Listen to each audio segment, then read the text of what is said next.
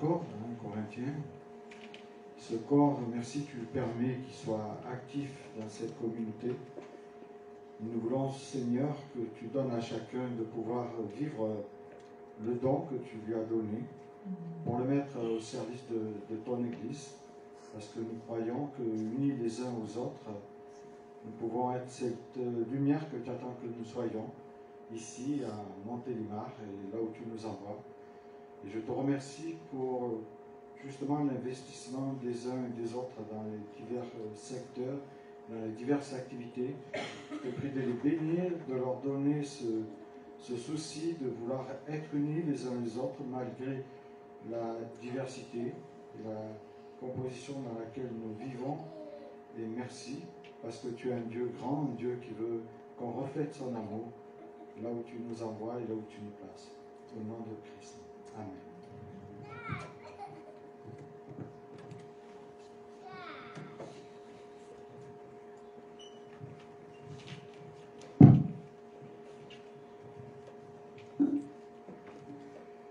Voilà, on est toujours content de pouvoir se retrouver pour partager aussi la parole, parce que c'est aussi le but d'écouter la parole que le Seigneur nous donne pour nous instruire, pour nous aider à cheminer avec lui, pour nous aider justement à être ses disciples qui veulent le suivre, malgré parfois que ce n'est pas toujours simple.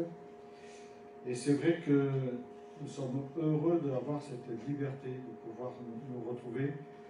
Et souvent, comme on est habitué, comme on s'habitue à se retrouver, on pense que c'est normal, alors que dans beaucoup de pays, les frères et les sœurs n'ont pas ce privilège. Et ils se retrouvent quand même. Donc j'aimerais partager avec vous, faire un peu de gymnastique dans l'écriture, parce que c'est important de faire de la gymnastique dans l'écriture pour bien connaître ce que le Seigneur attend de nous. Mais à l'introduction, j'aimerais parler de cet homme. C'est au XVIIIe siècle. C'est un homme qui se trouve dans un carrosse qui venait de Saxe en Allemagne et qui arrive à Düsseldorf. À l'intérieur, c'est le comte Zinzendorf, qui est tout jeune, il a 25 ans, il est riche, il est beau, il est célèbre. Il s'était tourné vers Dieu, mais voilà, les années font qu'il s'éloigne de Dieu. Il disait, tout simplement, c'est des paroles que je reprends de lui, en faisant une analyse sur sa foi, avant la conversion, avant justement de se consacrer à Dieu, il disait, à Halle, j'allais au Seigneur tout simplement pour écouter. À Wittenberg, pour la morale. À Dresde, pour la philosophie. Et il poursuit. Un jour, il quitte son château, comme il avait l'habitude, ce château d'Hollande, résidence de ses parents, pour se rendre à Paris avec des amis à une soirée mondaine auquel il aimait participer. Il était chrétien, mais bon, voilà, il faisait les deux, il aimait bien faire la fête, et parfois il y avait des débordements dans ces fêtes. Et pendant qu'on donne à manger à ses chevaux, lui, il en profite, il voit un musée, il rentre bien sûr dans ce musée, là, il examine les tableaux, et puis à un moment donné, il s'arrête sur un tableau. Voilà, il s'arrête sur ce tableau qui l'impressionne, qui retient toute son attention. C'est le Christ en croix du peintre Steinberg. Et là, il contemple ce tableau. On pourrait dire qu'il le dévisage même. Et il voit face à lui ce visage douloureux du Christ mort sur la croix. Et il se souvient de certaines choses. Il pense aux souffrances du Sauveur. Et ça va le toucher profondément. Pas simplement ce tableau, mais ce qui a écrit au bas de la toile. Au bas de la toile, il y avait inscrit ce mot. Voilà ce que j'ai fait pour toi. Et toi, qu'as-tu fait pour moi? Et ça s'adresse aussi à nous, ces paroles-là. Je crois que si cet homme a été troublé, nous aussi nous pourrions être troublés en écoutant cette phrase, voilà ce que j'ai fait pour toi, et toi, que fais-tu pour moi aujourd'hui? Troublé par ces paroles, il va demeurer pensif pendant des minutes, puis même des heures, et jusqu'à ce que le jour s'abaisse en fait. Et l'heure est venue de fermer le musée, et le gardien s'approche, lui touche l'épaule, et le voit en train de pleurer, les yeux pleins de larmes. Et à partir de là, le comte Zinzendorf a tourné le dos à Paris. Il n'est pas allé à cette soirée à laquelle il est invité. Donc, il a décidé de consacrer sa vie à Dieu. Et puis, vous direz la suite. Si vous tapez sur Internet, vous pourrez connaître la suite de son histoire où il a tout donné, en fait, pour suivre le Christ. Donc, cet homme s'est consacré à Dieu. Et moi, ça me parle parce que c'était un homme qui était dans l'opulence, on peut dire, de tout l'écouter. Et malgré cela, il a souhaité tout laisser pour se mettre au service de Dieu. Et je dirais des passages qui m'ont interpellé lors d'un culte où j'étais allé avec mon épouse. Ça m'a interpellé sur les textes qui avaient été débattus, en fait. Et c'est dans le livre des Lévitiques. Alors c'est un livre qu'on n'aime pas lire, mais justement parce qu'on le lit, je dirais, à l'envers, parce que normalement il faut commencer par le Nouveau Testament avant de lire le Lévitique pour bien comprendre. C'est pour ça que je dirais dans l'Apocalypse, chapitre 1er, le verset 5 à 6. C'est l'apôtre Jean qui reçoit cette révélation de Dieu. Jean, on l'a mis de côté, on l'a mis vraiment dans un coin, puisqu'il est sur l'île de Patmos, et on veut le couper du monde. Et Jean reçoit cette extraordinaire révélation, puisque ça donnait le nom d'Apocalypse. Et il nous dit cela au verset 5 d'Apocalypse, chapitre 1er, versets 5 et 6. Il nous dit, de la part de Jésus-Christ, le témoin digne de foi, le premier-né d'entre les morts, le souverain des rois de la terre. Il nous aime, et il parle du Christ. Il nous a délivrés de nos péchés par son sacrifice. Il a fait de nous un peuple de rois, des prêtres au service de Dieu, son Père. À lui donc soit toute la gloire et le pouvoir pour l'éternité. Amen. Il a fait de nous des prêtres, des sacrificateurs, suivant les versions. Et on peut retrouver cela dans l'apôtre Pierre, ce qui lui-même va reprendre ce qu'il a entendu de la part du Seigneur. Et dans la première lettre de Pierre, chapitre 2, versets 4 à 5, il nous dit cela.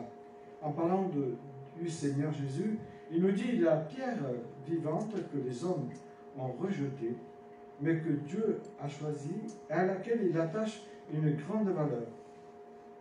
Approchez-vous de lui, et puisque vous êtes vous aussi des pierres vivantes, édifiez-vous pour former un temple spirituel et constituer un groupe de prêtres consacrés à Dieu, chargés de lui offrir des sacrifices spirituels qu'il pourra accepter favorablement par Jésus-Christ. Un autre passage que je vous ai dit tout à l'heure, c'est Lévitique. Je ne lirai pas tout le chapitre de Lévitique 8, mais c'est un chapitre très intéressant. Et je dirais simplement Lévitique 8 à partir du verset 10. Il est question de Moïse qui prit l'huile d'onction et oignit le tabernacle et tout ce qu'il contenait. C'est ainsi qu'il est consacra. Il fit ses 7 aspersions sur l'autel, puis il oignit ce dernier et tous les accessoires, la cuve et son socle pour les consacrer.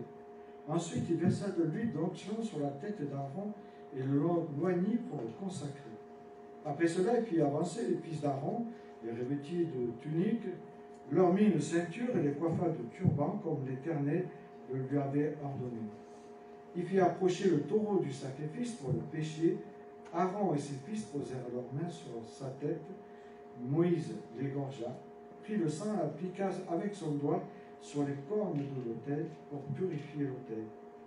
Ensuite, il répandit le reste du sang sur le socle de l'autel, le consacra pour accomplir le rite d'expiation. Il prit toute la graisse qui couvrait les entrailles, le lobe du foie et les 2 rognons avec leur graisse, il les fit brûler sur l'autel. Le reste du taureau avec la peau et la viande et les excréments, il les brûla à l'extérieur du camp, comme l'Éternel l'avait ordonné. Ensuite, il fit amener le bélier destiné à l'holocauste. Aaron et ses fils posèrent leurs mains sur sa tête. Moïse l'égorgea et aspergea de son sang tous les côtés de l'autel. On découpa le bélier en quartiers, et Moïse les brûla avec la tête et la graisse. On lava à l'eau les entrailles et les pattes, et Moïse fit brûler tout le bélier sur l'autel. C'est un holocauste à l'odeur qui apaise l'Éternel, un sacrifice consumé par le feu pour lui, comme il avait ordonné à Moïse. Après cela, Moïse fit approcher le second bélier, le bélier d'investiture. Aaron et ses fils posèrent leurs mains sur sa tête. Moïse l'égorgea, prit son sang, puis l'appliqua sur la lobe de l'oreille droite d'Aaron, sur le pouce de sa main droite et sur le gros orteil de sa main droite, de son pied droit. Puis il fit avancer le fils d'Aaron et appliqua du sang sur le lobe de leur oreille droite, sur le pouce droit et sur le gros orteil droit. Avec le reste du sang, il la perça tous les côtés de l'autel. Voilà un passage qui nous trouble un peu avec tous ces sacrifices, tout ce sang qui est versé. Mais en fait, c'était pour consacrer les prêtres qu'on entrait dans ce rite, on pourrait dire, dans ce rituel que Dieu demandait de suivre à la lettre. Et ce qui est intéressant, surtout, c'est que ces trois textes, on peut les unir les uns aux autres, puisqu'il est parlé de sacrificateurs. Et vous savez que le voile s'est déchiré, et c'est pour cela que Jean dit que nous sommes tous des sacrificateurs, au service du Seigneur. Donc on est dans la même situation qu'étaient les souverains sacrificateurs de l'époque.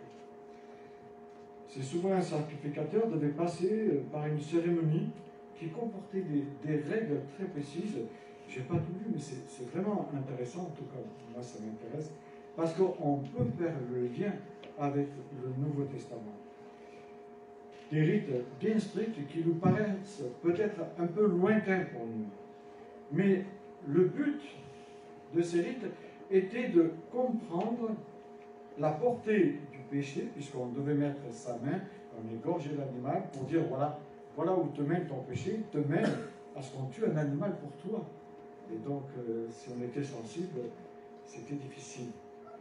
Et donc, c'était pour comprendre la portée. Et puis, il y avait le rite, j'ai lu un peu rapidement, vu le temps, mais c'était un rite de consécration.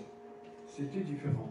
Qui engageait la personne afin de servir le Seigneur comme le Seigneur l'entendait et le demandait dans l'Écriture. Ça permettait de savoir qui était Dieu et qui je suis en fait. Donc le premier animal, c'est un taureau, un sacrifice, et ce sacrifice était là pour effacer les péchés. Donc en premier, pour avoir d'être consacré, on effaçait les péchés qu'on avait commis. Et puis ensuite, il y avait un premier bélier, ça, on appelait cela l'Holocauste, qui lui permettait de retrouver la communion. Ce sacrifice permettait de retrouver la communion avec Dieu. Et puis il y avait encore un troisième sacrifice, un deuxième bélier qui était là pour la communion d'investiture. Ce sacrifice était là pour consacrer. Donc on éliminait d'abord les péchés, on retrouvait la communion avec Dieu, et ensuite on se consacrait à Dieu. Et en fait, là on retrouve ce mouvement dans le mouvement du Nouveau Testament. Mais pourquoi du sang toujours du sang dans l'Écriture, surtout dans l'Ancien Testament. Et l'Épître aux Hébreux nous dit que sans effusion de sang, il n'y a pas de pardon possible. C'est pour cela que le Christ est mort sur la croix pour nous. Il a donné sa vie pour nous. Il savait très bien ce à quoi ça allait combler, ce sacrifice, mais il est allé jusqu'au bout pour chacun de nous. Alors ici, dans l'Ancien Testament, on voit qu'ils mettent du sang sur l'orbe de l'oreille droite. Hein. Cette oreille, justement, elle avait une grande signification. L'oreille droite, c'était le côté où on pouvait entendre ce que Dieu avait à nous dire.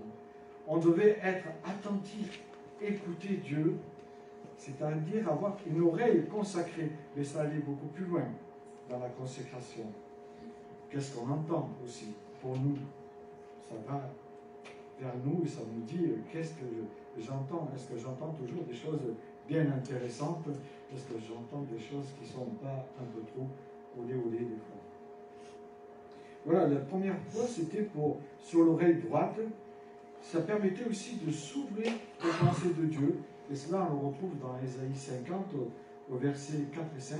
Il nous disait que ça ouvrait à la pensée de Dieu. Et puis, l'oreille, on pourrait dire, elle était là aussi pour on avait la possibilité de rencontrer Dieu. Job lui dit lui-même, mon oreille avait entendu parler de toi, mais maintenant, mes yeux te voient. En fait, il y avait cette rencontre avec Dieu. Le fait de mettre du sang, ça voulait dire qu'on voulait rencontrer Dieu. On voulait être près de lui. On voulait le connaître, qui il était. Et puis ensuite, il y avait ce sang qu'on mettait toujours sur le pouce droit. Vous savez, Jésus parle des boucs à droite, les autres à gauche. Le pouce, ça signifiait qu'on était prêt à accomplir la volonté de Dieu, mais plutôt les actions saintes que Dieu nous prenait. Donc, ça signifiait qu'on était prêt pour le service de Dieu, qu'on avait pris un engagement avec Dieu. Et chacun de nous, à notre baptême, nous avons pris un engagement avec Dieu. Et cet engagement nous rappelle que nous appartenons et que nous devons le suivre. Et pour eux, c'était pareil.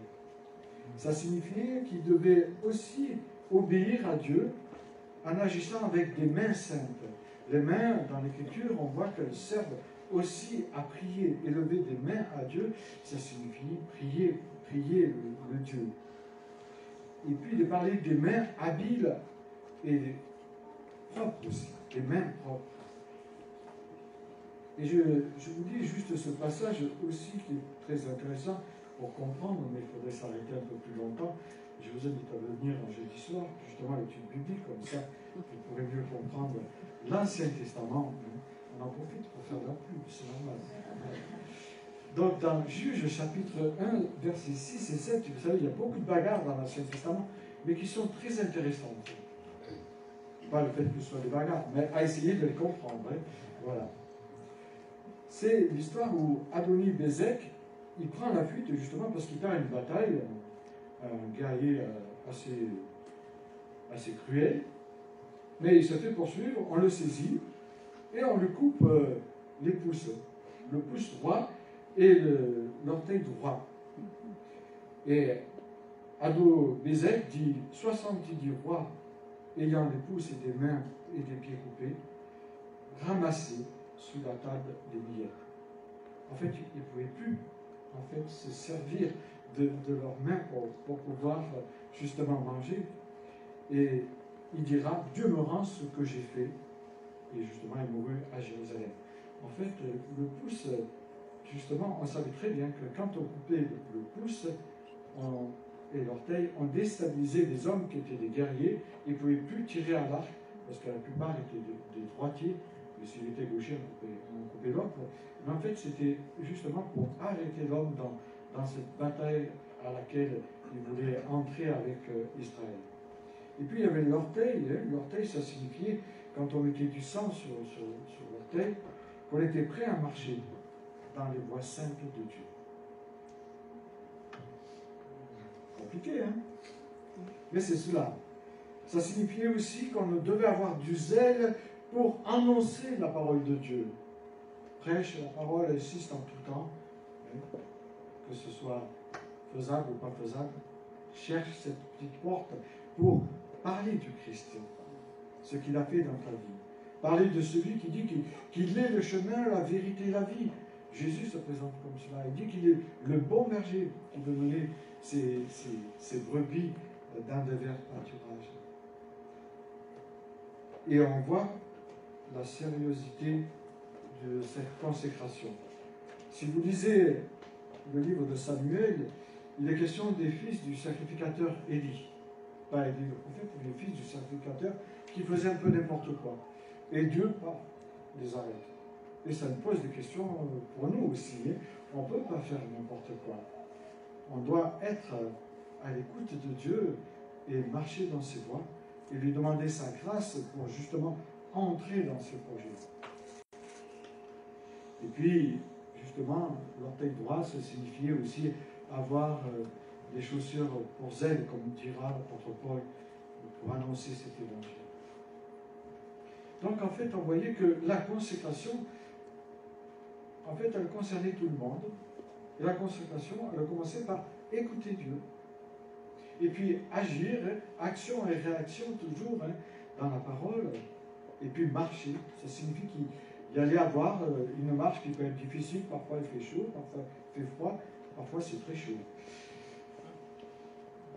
Mais je reviens sur ces paroles de Pierre qui dit qu'on est tous prêtres, consacrés à Dieu. Ça signifie en fait que cette responsabilité qu'avaient les sacrificateurs qui se consacraient à Dieu, aujourd'hui elle nous est donnée à nous aussi. Qu'est-ce que nous faisons de ce que Dieu nous donne? Ça nous pose des questions. Et puis, Jean aussi, il dira qu'on est un royaume de sacrificateurs et que ce voile a été déchiré. C'est pour cela qu'on est nous-mêmes des sacrificateurs aujourd'hui.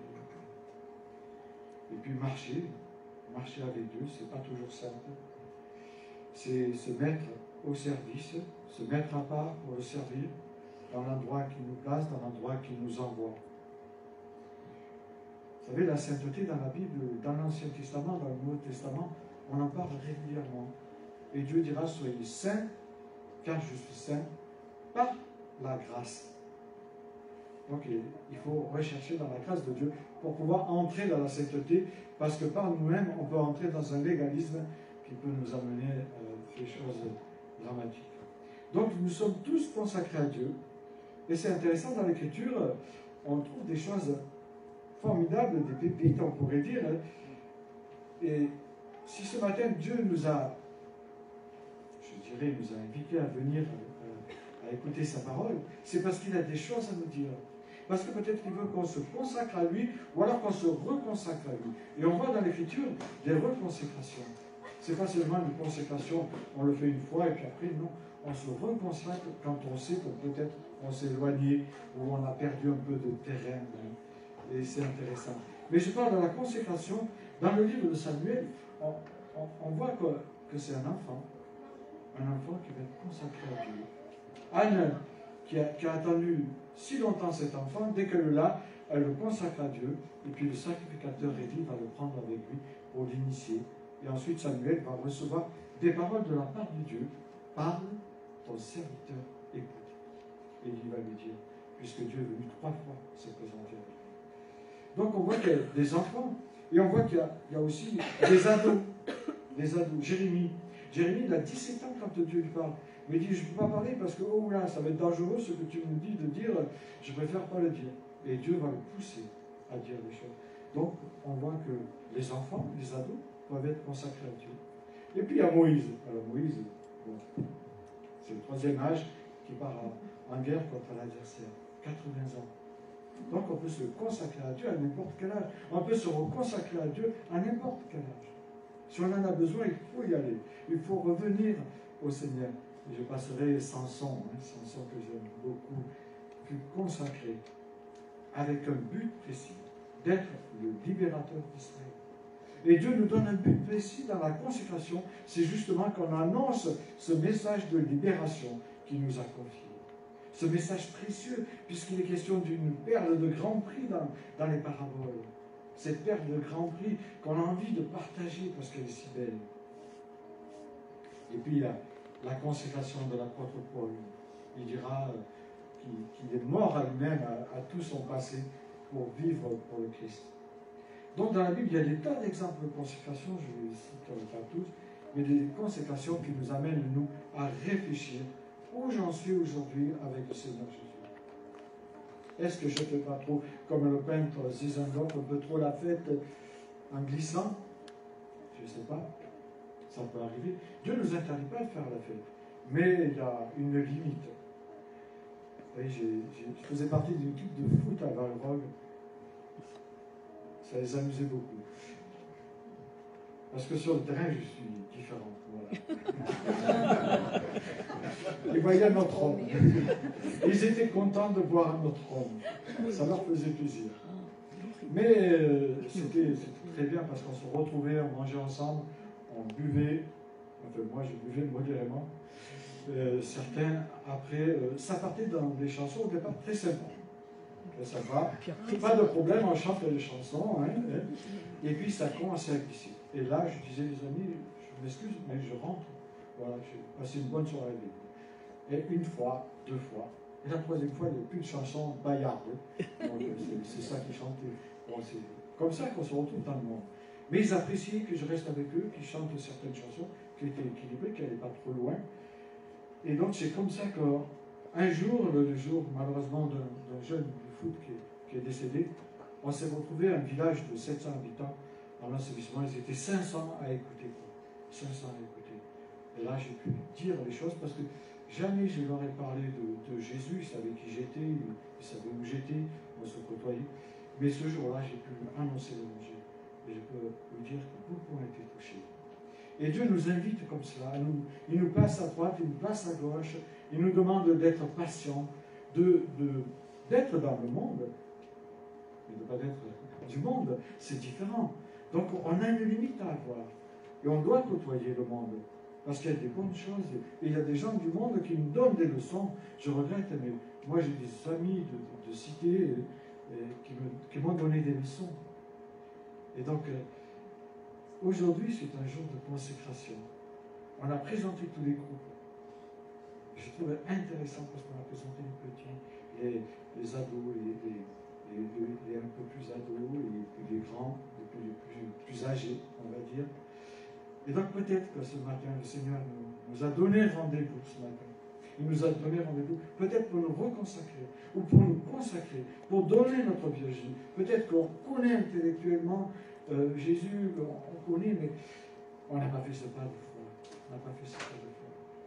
Et c'est important ce pas de foi. Et je crois que ce matin, si on est là, c'est parce que Dieu veut nous parler. Il a quelque chose à nous dire. Vous savez, Dieu est un Dieu vivant, hein, un Dieu qui bouleverse les vies. Et c'est important d'être à l'écoute de Dieu. Parfois, on peut être embrouillé par tout ce qu'on entend autour de nous. Et puis surtout Internet, il y a la bouillabaisse sur Internet, je dirais, parce qu'avec tout ce qu'on voit et on entend, ça fait peur. Il faut faire le tri. Mais peut-être que ce matin, justement, Jésus veut nous parler. Il veut nous dire, tu as besoin de te reconsacrer. On efface tout. Et le béni a été gonflé. On efface tout. Ce que tu as fait hier, avant-hier, il y a 6 mois ou il y a 1 an. On efface tout. Mais ce matin, je t'invite à te reconsacrer. Je t'invite vraiment à t'approcher de moi. Et à me redonner ta vie si j'en ai besoin. Peut-être que nous n'avons pas besoin. Peut-être que nous avons besoin. Peut-être qu'on n'a jamais fait ce pas de foi envers Dieu, on le connaît, mais on n'a pas fait ce pas. Et ce matin, le Christ nous invite à faire ce pas de foi aussi. Parce que c'est important. C'est important de donner sa vie au Seigneur. Aujourd'hui, si vous entendez sa voix, n'endurcissez pas votre cœur comme au jour de la révolte. Et donc, je vais demander à Julie de jouer. Et pendant qu'elle joue quelque chose, ce qu'elle veut, sans chanter, on va se poser devant Dieu. On va être à l'écoute de Dieu. Et si on sent que Dieu nous parle, eh bien, on peut faire ce pas de foi. C'est important de le faire ou de le refaire, de demander au Seigneur de se reconsacrer. Et si peut-être vous avez besoin qu'on prie avec vous, bien justement, on peut prier avec vous. Il n'y a pas de pression. Il ne faut pas vous mettre la pression. C'est vrai que des fois, on a un peu honte de s'approcher pour qu'on prie pour moi. Je ne veux pas m'approcher parce que les autres vont me regarder. Mais pourquoi? On est des frères et des sœurs. Si on est des frères et des sœurs, quelle honte on a? Il n'y a pas à avoir honte. Au contraire, la honte, c'est de rester sur sa chaise quand Dieu nous appelle. Ça, c'est la honte. Ah oui, ça, c'est une grande honte. Le Seigneur dit que si on a honte de lui, lui, il aura honte de nous. Donc voilà, tu peux jouer, Julie. Et on va prier ensemble.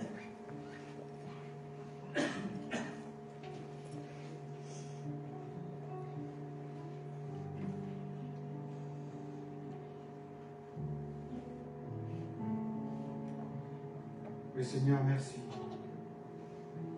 Merci pour cet amour que tu as pour nous. Merci pour cet amour que tu as pour l'humanité. Merci parce que À la croix, tu nous dis que tu as tout accompli. À la croix, tu nous montres que cet amour est insondable. Parce qu'alors qu'on te tournait le dos, tu as donné ta vie pour nous. Et je te remercie parce que tu es venu me chercher là où j'étais. Je te remercie pour cette audace que tu as eue de me tendre la main alors que je te tournais le dos. Et je te prie pour chacun de nous ici présents, Seigneur. Je te prie de nous visiter, que cette matinée soit gravée dans notre cœur, que cette matinée nous amène vraiment à repenser à notre relation avec toi.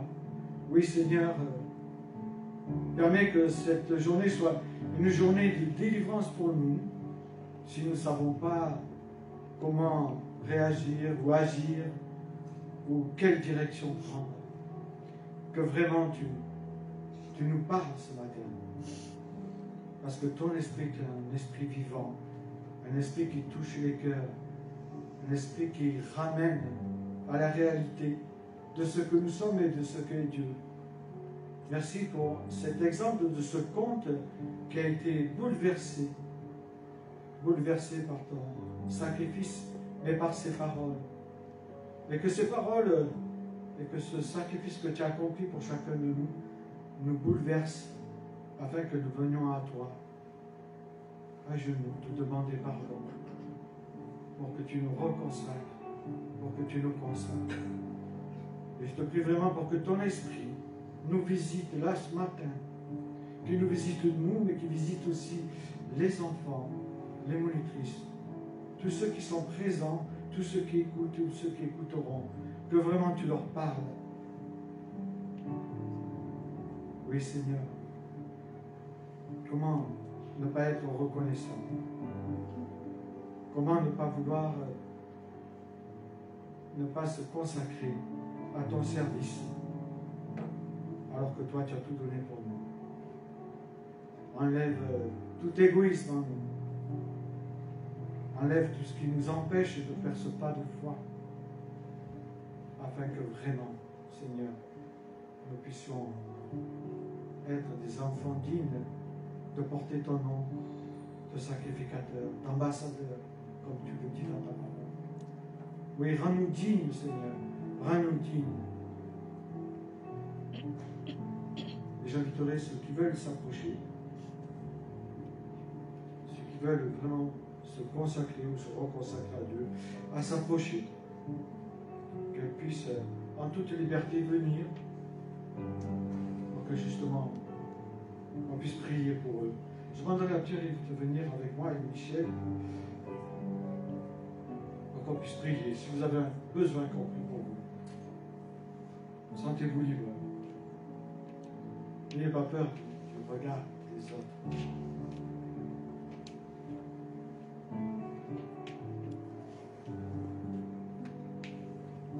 C'est toujours difficile de se lever. Parfois on fait lever la main, mais je trouve que lever la main, c'est pas assez pour moi. C'est s'approcher du Seigneur afin qu'il nous reconsacre. Et ce matin, le Seigneur nous appelle. Il nous appelle à lui, à venir à lui. Peut-être à le rencontrer vraiment, parce que nous ne l'avons jamais rencontré vraiment. Mais aussi il nous appelle à nous reconsacrer si nous en avons besoin. Ne nous privons pas de cette reconsécration. Ne nous privons pas de ce cadeau que Dieu veut nous faire ce matin. Parce qu'il nous aime. Il nous aime, il nous l'a prouvé. Il nous le prouve chaque jour. Même quand on était loin de lui, il nous aimait.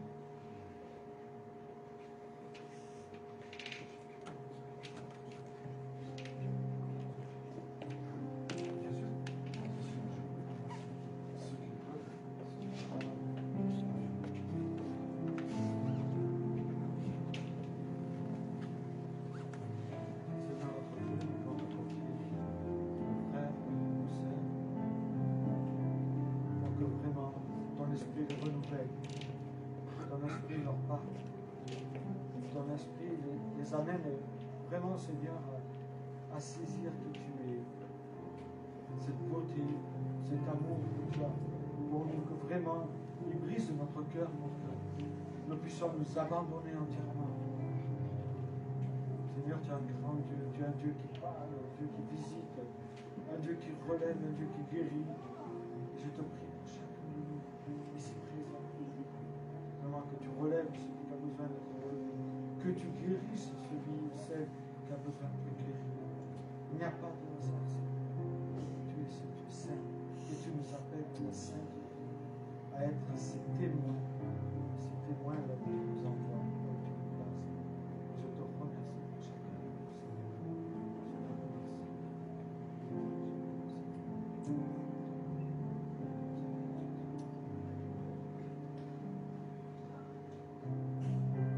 Viens poser ta main sur chacun de nos frères et sœurs ici, de ceux qui veulent, de ceux qui peut-être sont restés aussi à leur place, mais qui ont besoin de toi et qui veulent vraiment se tourner vers toi ce matin.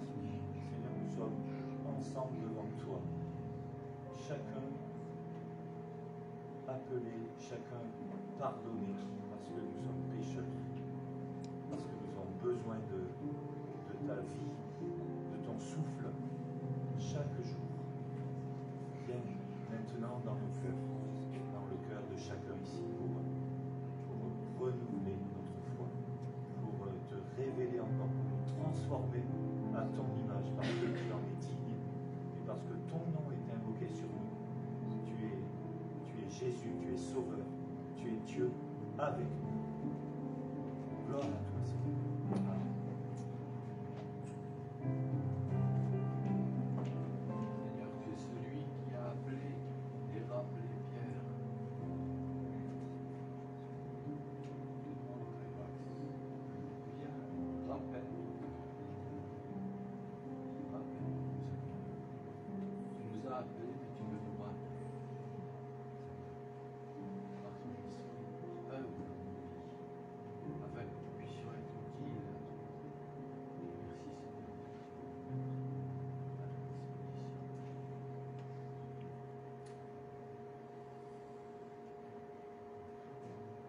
disposition.